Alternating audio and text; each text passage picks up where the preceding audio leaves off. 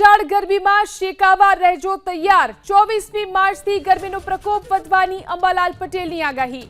મધ્ય ગુજરાતમાં તાપમાનનો પારો 43 ડિગ્રીએ આવવાનું અનુમાન। ઉત્તર ગુજરાતમાં તાપમાનનો પારો 40 ડિગ્રીએ પહોંચવાની શક્યતા, તો સૌરાષ્ટ્રમાં તાપમાનનો પારો 40 ડિગ્રીએ પહોંચવાની શક્યતા।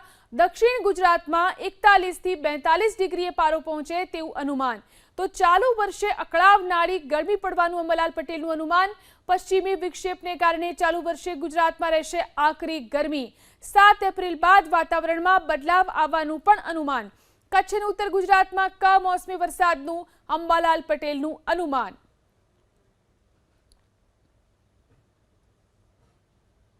તારીખ 24મી માર્ચથી આકરી ગરમી પડશે અને કેટલાક ભાગમાં મહત્તમ ઉષ્ણતા તાપમાન 42 ડિગ્રી સેલ્સિયસ જેવું થવાની શક્યતા રહેશે।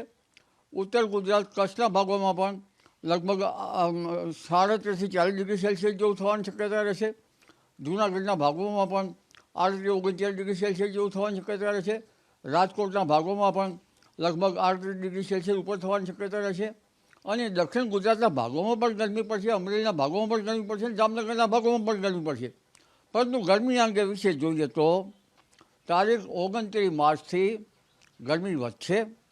આ ઉપરાંત એક પશ્ચિમી વિક્ષોપ આવી રહ્યો છે, જે પશ્ચિમી વિક્ષોપના કારણે દેશના ઉત્તરીય પર્વતીય પ્રદેશોમાં કરા પડવા, બરફ વર્ષા અને ભારે પવનના તોફાનો થવાની શક્યતા રહે છે। માર્ચના અંતમાં અને એપ્રિલ શરૂઆતમાં હવામાનમાં મોટો પડતો આવી શકે છે, પરંતુ એપ્રિલ જે માર્ચની પાછલા દિવસને અને એપ્રિલની શરૂઆતમાં તો આકરી ગરમી પડશે અને લગભગ મધ્ય ગુજરાતના ભાગોમાં મહત્તમ ઉષ્ણતામાન કોઈ ભાગમાં 43 ડિગ્રી સેલ્સિયસ જેવું થવાની શક્યતા રહેશે।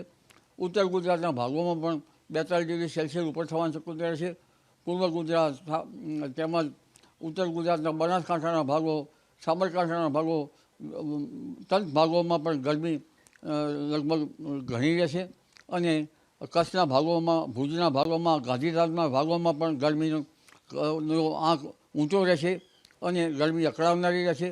જૂનાગઢના ભાગોમાં પણ મહત્તમ ઉષ્ણતામાન 42 ડિગ્રી સેલ્સિયસ ઉપર જવાની શક્યતા રહેશે।